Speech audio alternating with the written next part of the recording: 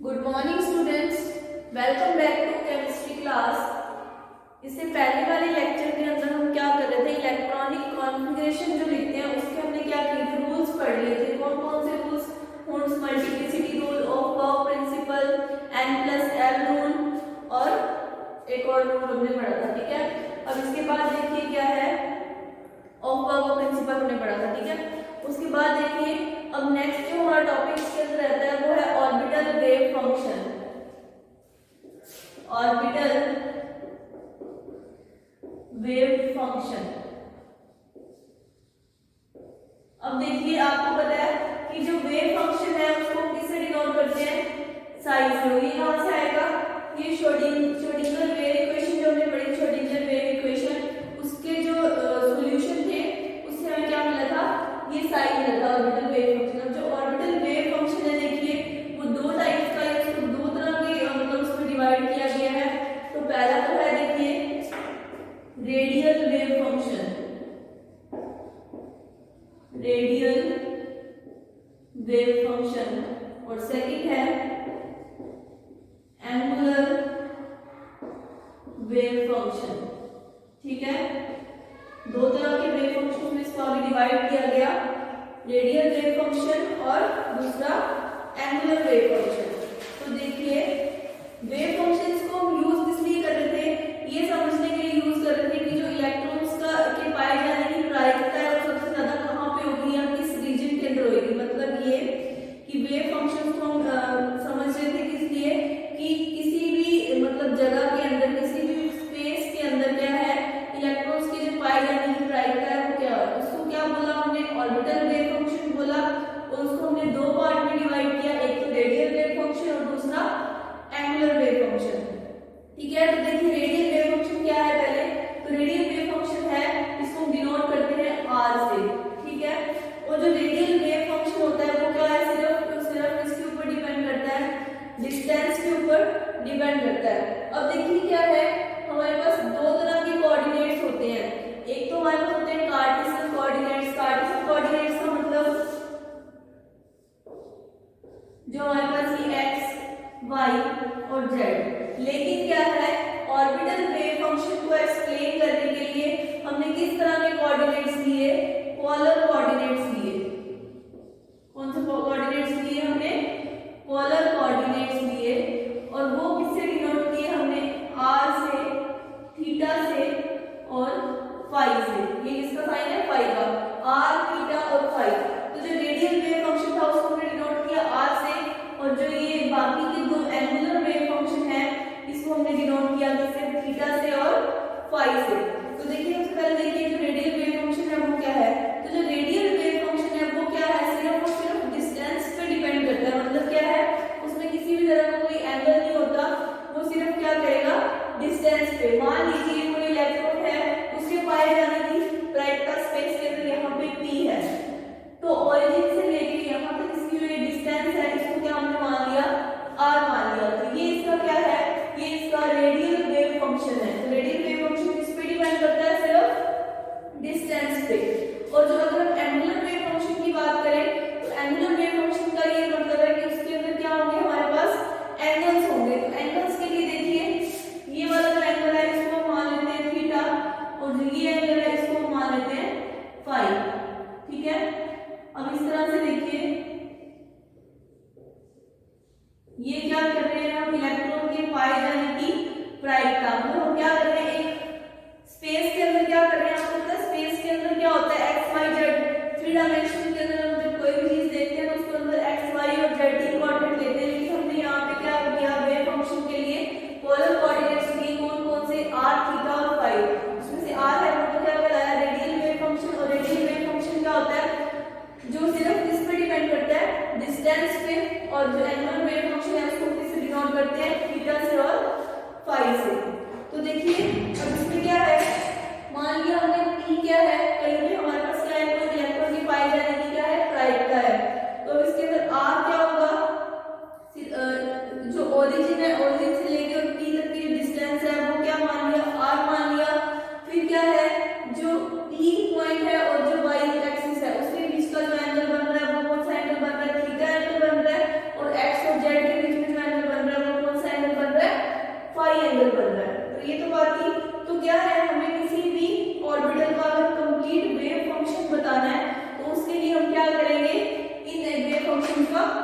करेंगे। किसी भी अगर हमें मतलब इलेक्ट्रॉन का वेव फंक्शन है, किसी भी ऑर्बिटल का हमें क्या बताना है, वेव फंक्शन बताना है, उसके लिए हमें उसका रेडियल वेव फंक्शन, उसका एंगुलर वेव फंक्शन बताना पड़ेगा। और जो रेडियल वेव फंक्शन है वो सिर्फ डिस्टेंस पे डिपेंड करता है, लेकिन जो एंगुलर वेव फंक्शन है वो क्या करता है, दो एंगल्स पे डिपेंड करता है। अब एंगल के दो अलग अलग वेरिएबल, कौन कौन से, थीटा और फाई। उसके बाद नेक्स्ट देखिए, जो रेडियल वेव फंक्शन होता है वो क्वांटम नंबर n और l पे डिपेंड करते हैं। रेडियल वेव फंक्शन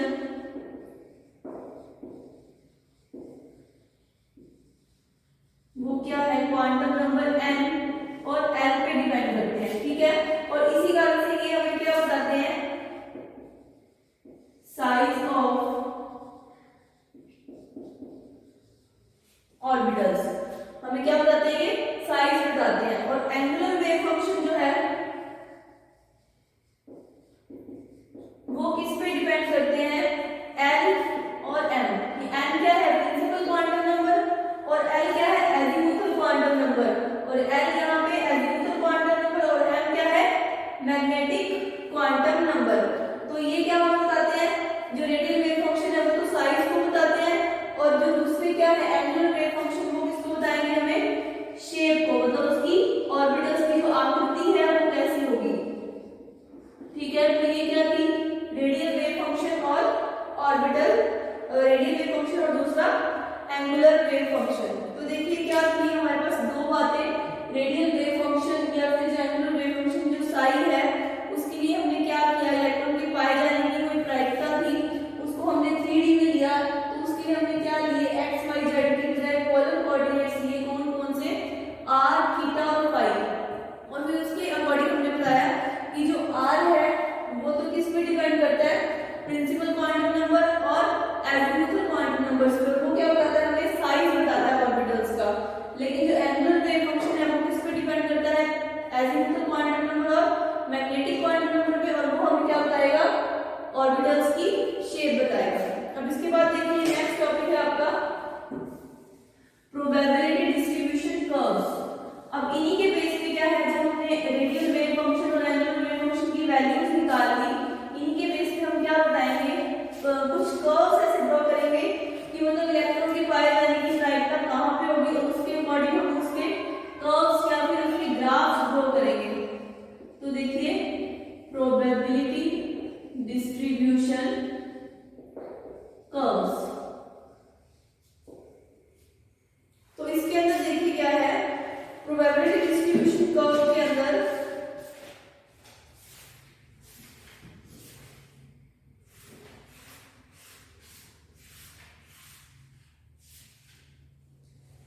हमने तीन चीजें निकाली, देखिए क्या क्या, रेडियल वेव फंक्शन से आर और एंगुलर वेव फंक्शन से दो वेरिएबल, कौन कौन से, थीटा और फाई। तो उसी के बेस पे देखिए, अब जब एंगुलर वेव फंक्शन निकाल रहे हैं तो मतलब कि हमारा जो इलेक्ट्रॉन है उसका जो बाउंड्री सरफेस है वो किसके अंदर है, 3 डायमेंशन के अंदर है, मतलब एक्स वाई जेड या फिर आर थीटा फाई कोऑर्डिनेट है, जो हमारे पास इलेक्ट्रॉन की पाई जाने की जो वेक्टर है वो किसमें है, 3D सरफेस के अंदर है। उसके बाद देखिए जो एंगुलर वेव फंक्शन है वो हमने बताया अभी अभी किसकी, उसकी जो एल और एम की वैल्यूज है वो सबके लिए क्या रहेंगी, सेम रहेंगी। तो इसी कारण क्या है, मतलब सभी ऑर्बिटल्स के लिए एल और एम की वैल्यूज क्या रहेंगी, आइडेंटिकल रहेंगी। इसका मतलब ये है, हमने क्या कहा कि एंगुलर वेव फंक्शन किसको बताएगा, शेप को बताएगा। तो एंगुलर वेव फंक्शन जब शेप को बताएगा तो मान लीजिए चाहे तो 2s है, चाहे तो 3s है, चाहे तो 3p है या फिर 4p है, लेकिन s ऑर्बिटल के जितने भी ऑर्बिटल्स होंगे वो सबकी शेप सेम रहेगी,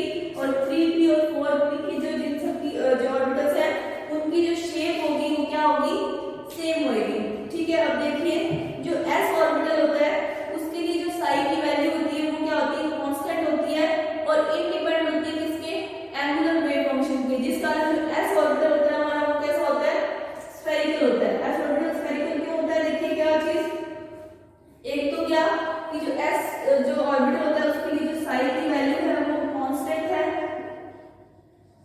और क्या है, इंडिपेंडेंट, मतलब कि वो किसके ऊपर डिपेंड नहीं कर रही, इंडिपेंडेंट है किसके, एंगुलर वेव फंक्शन, मतलब कि उसके अंदर क्या है, सिर्फ r है, और सिर्फ r है, इसीलिए जो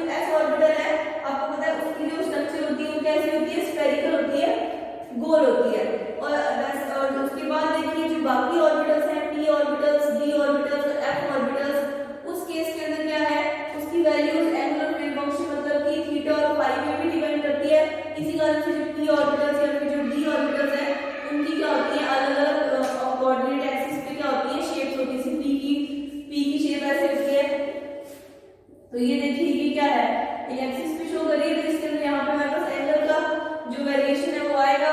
ऐसे अगर हम डी की देखें तो डी में हमारे पास क्या है, डबल डबल शेप होती है। डी के अंदर अभी हम शेप्स की भी बात करेंगे कि देखिए किस तरह से शेप्स बनती हैं। तो ये क्या थे, देखिए प्रोबेबिलिटी डिस्ट्रीब्यूशन क्लॉज के अंदर ये बात थी कि हमारे पास दो तरह के वेव फंक्शन आए और उसके बेस पे हमने कुछ कंक्लूजन ऐसे निकाले और हमने क्या किया, वैल्यूज बताई किसकी, एस की वैल्यू। जैसे अगर हमें मतलब एनुअल वेव फंक्शन और रेडियल वेव फंक्शन की वैल्यूज पता है तो उससे हम साइज बता सकते हैं और उसकी शेप बता सकते हैं। तो देखिए इसके बाद और कुछ और ग्राफ आपकी बुक के अंदर दे रखे हैं तो वो आप अपने आप से मतलब पढ़ लेना। जो ग्राफ जितने भी दिए हैं उसमें जैसे वैल्यूज दे रखी है कि अगर सिर्फ रेडियस वाली वैल्यूज है तो उसके लिए क्या ग्राफ बनेगा, और अगर एंगुलर वेव फंक्शन भी है साथ में तो उसके अंदर क्या ग्राफ ड्रॉ होंगे। ठीक है, इसके बाद देखिए शेप्स ऑफ ऑर्बिटल्स।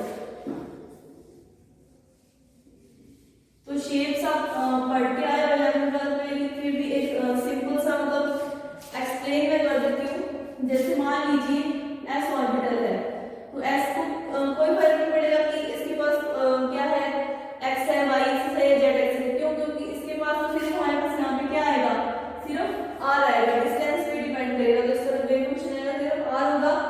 उसके ये तो क्या है एस ऑर्बिटल। उसके बाद पी क्या होती है, ऐसे इस तरह से एक्स और वाई।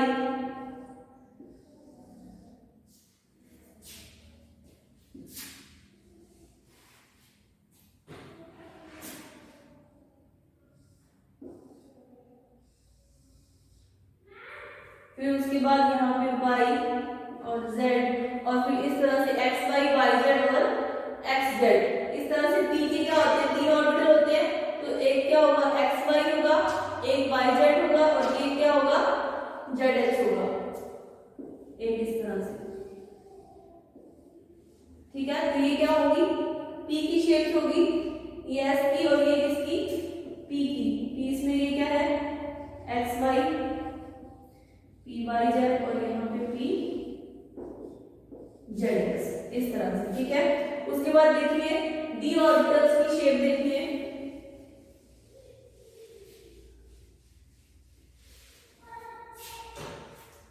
अब डी ऑर्बिटल के अंदर हमें पता है क्या क्या होते हैं, डी एक्स वाई होता है, डी वाई जेड होता है, d x z, d x square to y square और डी जेड स्क्वायर। 5 तरह के ऑर्बिटल होते हैं। तो देखिए तीन ऑर्बिटल तो इस तरह से रहेंगे। ठीक है, तीन तो हमारे पास क्या रहते हैं इस टाइप से, मतलब हम ड्रॉ इस तरह से करते हैं लेकिन उनका अरेंजमेंट थोड़ा सा चेंज होता है। जैसे कि ये एक्स और ये वाई, इस तरह से वाई जेड भी और जेड एक्स भी। अब जो दो इंपॉर्टेंट है उसके अलावा d x square to y square और डी जेड स्क्वायर, वो कैसे होती है, तो देखिए इस तरह से। और यहाँ पे ये जो स्ट्रक्चर है ये किसकी है, डी जेड स्क्वायर की। उसके बाद देखिए d x square to y square की स्ट्रक्चर किस तरह से होगी, ये होती है हमारे पास किस तरह से, यहाँ पे ऐसे d x square to y square. और जो ये है इसमें बस एक्सिस चेंज करते जाएंगे, हालांकि थोड़ा सा डिफरेंस होता है लेकिन मेन जो है इसकी एक्सिस चेंज करते रहेंगे। हमारे पास क्या आ जाएगा, एक्स जेड वाई जेड और एक्स जेड आ जाएंगे। ठीक है, उसके बाद देखिए ये तो थी शेप्स ऑर्बिटल्स की अलग अलग, एस पी और डी। इसके बाद नेक्स्ट आपका जो टॉपिक है वो है Slater rule for calculating effective nuclear charge.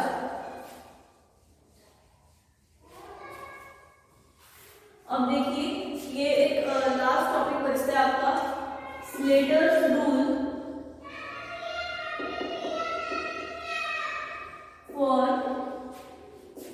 calculating effective nuclear charge। अब देखिए इसे हम ई एन से भी नोट कर सकते हैं। जो इफेक्टिव न्यूक्लियर चार्ज है वैसे कुछ नोट किया जाता है, Z is equals to Z minus sigma. ये क्या है, स्लेटर ने अपना रूल दिया था या एक तरह से फॉर्मूला दिया था किसको निकालने के लिए इफेक्टिव न्यूक्लियर चार्ज।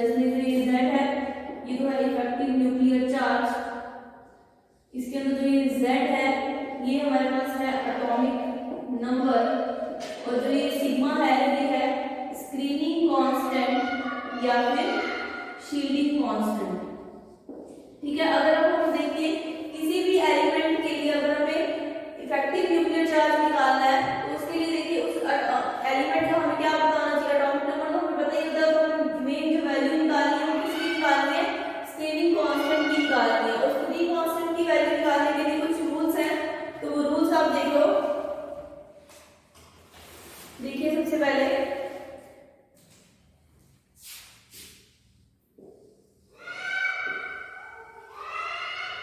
इसमें एस इलेक्ट्रॉन और पी इलेक्ट्रॉन के लिए अलग निकालेंगे, डी और एफ के लिए अलग निकालेंगे। तो देखिए सबसे पहले यहाँ पे n-1 n-2 और n-3। अब यहाँ पे देखिए हमें नंबर ऑफ शेल्स देखिए बाहर से n लेके और फिर n-1 n-2 n-3 इस तरह से लेंगे। अब इसकी जो वैल्यूज होती है देखिए 0.35 0.85 1 और 1, ये तो किसके लिए है, s और p इलेक्ट्रॉन्स के लिए। ठीक है, अब उसके बाद देखिए यहाँ पे अगर हम बात करें तो यहाँ पे 0.35 फिर 1 और ये 1, ये एक तरह से क्या है, मान लीजिए कोई इलेक्ट्रॉन है उसके हमने क्या किया, ऑर्बिटल्स ड्रॉ करे। अब इसके देखिए स्टेटस रूल के कुछ रूल्स हैं, तो रूल नंबर 1 देखिए क्या है, हमें किसी भी एलिमेंट का अगर इफेक्टिव न्यूक्लियर चार्ज निकालना है तो उसके सबसे पहले हमें उसका क्या लिखना पड़ेगा, इलेक्ट्रॉनिक कॉन्फ़िगरेशन लिखना पड़ेगा। और इलेक्ट्रॉनिक कॉन्फ़िगरेशन हम किस कंडीशंस में लिखेंगे, हम n टर्म्स में लिखेंगे, मतलब n वैल्यू जो उसका प्रिंसिपल क्वांटम नंबर है वो सेम होना चाहिए। देखिए किस तरह से, जैसे कि 1s फिर 2s 2p, तो इसकी n की वैल्यू क्या रहनी चाहिए, सेम, फिर 3s 3p 3d 4s 4p, इस तरह से आगे का हमारे पास क्या है, इलेक्ट्रॉनिक कॉन्फ़िगरेशन है वो चलता जाएगा। 3d को अलग लेंगे और फिर 4s 4p, तो 3d को किस लिए अलग लेंगे, क्योंकि s और p इलेक्ट्रॉन्स के लिए हमारे पास वैल्यूज अलग है, और d और f इलेक्ट्रॉन्स जो है यहाँ पे देखिए d एंड f इलेक्ट्रॉन्स, जो ये वाले जो वैल्यूज हैं ये तो किसके लिए कैलकुलेट करेंगे, हम d और f इलेक्ट्रॉन्स के लिए, और ये वाली किसके लिए करेंगे, s और p इलेक्ट्रॉन्स के लिए। अब देखिए पहला रूल तो ये था कि किसी भी एलिमेंट का अगर हमें इफेक्टिव न्यूक्लियर चार्ज निकालना है तो उसके लिए हमें इस तरह से क्या लिखना पड़ेगा, उस एलिमेंट का इलेक्ट्रॉनिक कॉन्फ़िगरेशन निकालना पड़ेगा। हम किसकी वैल्यू निकालेंगे, स्क्रीनिंग कांस्टेंट की। उसके बाद देखिए एक और रूल जो है यहाँ पे देखिए s या फिर p इलेक्ट्रॉन के लिए,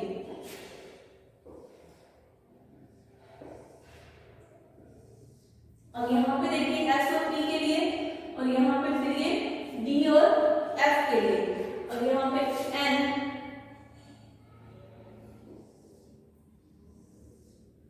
n-1 और n-2। अब n है अगर किस कंडीशन में, n-1 और n-2। ठीक है, अब देखिए अगर n है तो उसमें उस टाइम पे वैल्यू क्या होगी इसकी 0.35, अगर n की वैल्यू है n-1 तो क्या होगी 0.85 और n-2 है तो वैल्यू जाएगी 1। ठीक है, अब यहाँ पे होगी 0.35 और बाकी की क्या हो जाएगी 1 हो जाएगी। एक तरह से क्या है, देखिए ये टेबुलर फॉर्म है कि हमें इससे क्या करना है, स्क्रीनिंग कांस्टेंट निकालना है। तो स्टेप 1 देखिए क्या है, अब हम देखिए इस तरह से इसको जब एग्जांपल से एक्सप्लेन करूंगी तो आपको समझ आएगा। देखिए हम एग्जांपल लेते हैं इसके अंदर, उसको अब मैं रफ कर देती हूँ। ये देखिए इस तरह से नंबर ऑफ शेल्स हमने ले ली थी, हमने देख लिया। इसके बाद देखिए एग्जांपल से आपको ये चीज समझ आ जाएगी। फॉर एग्जांपल देखिए हमने क्या करना है, लिथियम के लिए निकाला है न्यूक्लियर चार्ज, तो लिथियम का एटॉमिक नंबर हमें पता है कितना होता है, 3 होता है। अब उस अकॉर्डिंग हम क्या करेंगे, उसका इलेक्ट्रॉनिक कॉन्फ़िगरेशन लिखेंगे। तो इलेक्ट्रॉनिक कॉन्फ़िगरेशन देखिए लिथियम का 1s2 2s1, ये क्या है लिथियम का इलेक्ट्रॉनिक कॉन्फ़िगरेशन। अब इलेक्ट्रॉनिक कॉन्फ़िगरेशन के अंदर हमने देखिए बात की कि हमने यहाँ पे अलग अलग ले रहे हैं, क्यों, क्योंकि n की वैल्यू के अकॉर्डिंग हमने उसकी वैल्यूज पुट करनी है। तो यहाँ पे देखिए इस तरह से। अब जब भी देखिए स्क्रीनिंग कांस्टेंट की वैल्यू निकाली जाती है तो आपको पता है कि जो बाहर वाले जो इलेक्ट्रॉन्स होते हैं वो कभी भी स्क्रीनिंग के अंदर हिस्सा नहीं लेते, लेकिन सिर्फ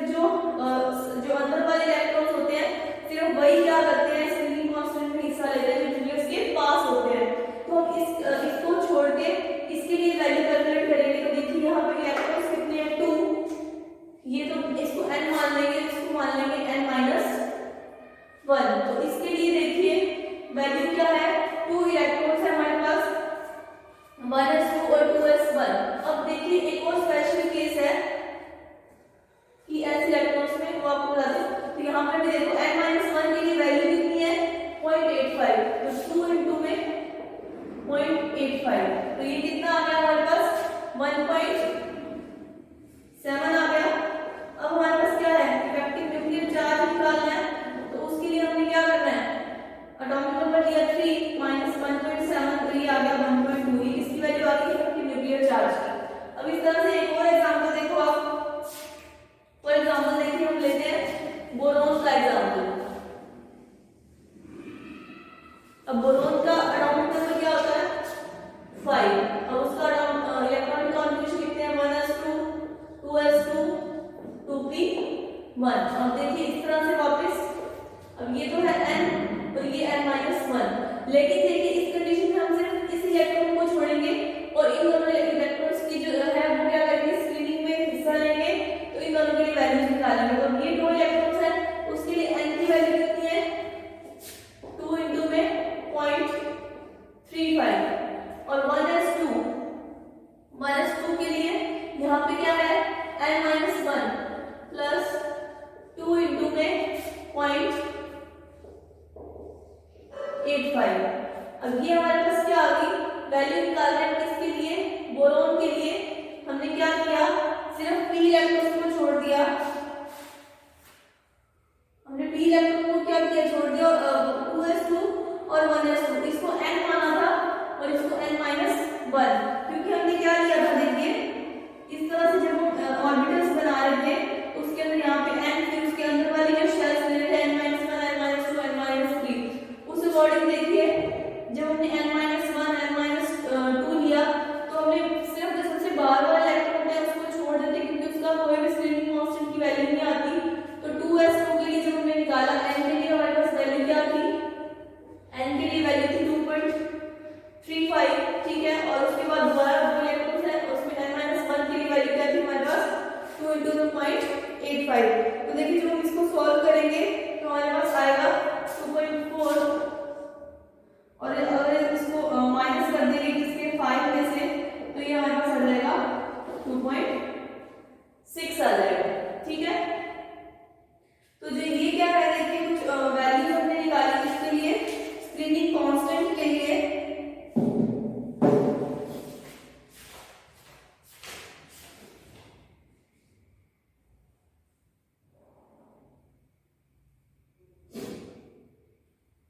देखिए लिथियम और बोरॉन का एग्जांपल हमने देखा, इस तरह से अगर हमें डी और एफ इलेक्ट्रॉन्स के लिए निकालनी है तो उसके लिए हमें क्या करना पड़ेगा, ये वाली वैल्यूज लेनी पड़ेगी, और हम क्या कर लेंगे डी और एफ इलेक्ट्रॉन्स के लिए भी इफेक्टिव न्यूक्लियर चार्ज निकाल लेंगे इस तरह से।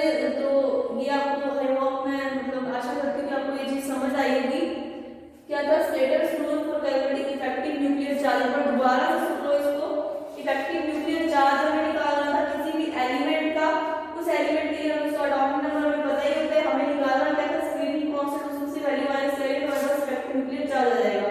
तो स्टेप 1 में क्या था, इलेक्ट्रॉनिक कॉन्फ़िगरेशन हमने निकालना था, और इलेक्ट्रॉनिक कॉन्फ़िगरेशन हम किस बेस पे लिखेंगे, उसकी जो n वैल्यूज होनी चाहिए वो सेम होनी चाहिए, और यहाँ पे d को हमने इसलिए अलग लिखा क्योंकि d के लिए वैल्यूज अलग है। फिर देखिए नंबर ऑफ शेल्स के लिए हमने क्या दे दिया, एक तरह से रूल दे दिया, एक तरह से इसकी वैल्यूज भी हमें गिवन है, बुक के अंदर भी आपकी गिवन है ये वैल्यूज, और उसके अंदर देखिए हमने ये एग्जांपल लिया, और इस एग्जांपल से देखिए हमने क्या किया, इलेक्ट्रॉन्स को कैलकुलेट किया। एक मिनट एक चीज,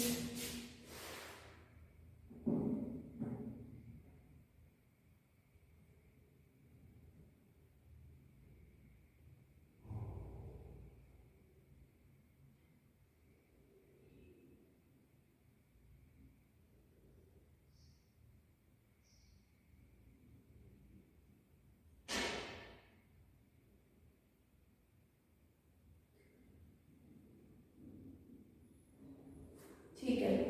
तो देखिए हमने जब इसकी वैल्यू को कैलकुलेट किया तो हमारे पास यहाँ पर 2.4 आया, और जब हमने इसको बोरॉन में से माइनस किया तो हमारे पास ये वैल्यू आ गई किसकी, इफेक्टिव न्यूक्लियर चार्ज। जब हम इसको कैलकुलेट जाएगा। और सबसे अगर हमें क्या करना है, डी और एफ इलेक्ट्रॉन के लिए वैल्यू निकालनी है। मान लीजिए हमारे पास कोई और एटॉमिक नंबर है जिसके अंदर डी इलेक्ट्रॉन्स भी जैसे आगे आगे आएंगे, जो डी इलेक्ट्रॉन्स भी आएंगे तो उस केस के अंदर क्या होगी, हमारे पास वैल्यूज अलग आएंगी। मेन चीज जो आपको याद रखनी है वो ये कि हमें जो एन होता है, जो उसके सबसे आउटर मोस्ट वाला जो बैलेंस शेल होता है, उसके इलेक्ट्रॉन को काउंट नहीं करना होता, क्योंकि उसका कोई भी इफेक्ट नहीं होता स्क्रीनिंग मोशन या उसको किसी तरह का स्क्रीनिंग के अंदर क्या होती है वो हिस्सा नहीं लेते। तो ये था Slater's rule for calculating effective nuclear charge. तो ठीक है, ये जो आपका चैप्टर था फर्स्ट चैप्टर एटॉमिक स्ट्रक्चर या स्ट्रक्चर ऑफ एटम, ये यहाँ पे कंप्लीट हो चुका है। तो आज की क्लास के लिए इतना ही, फिर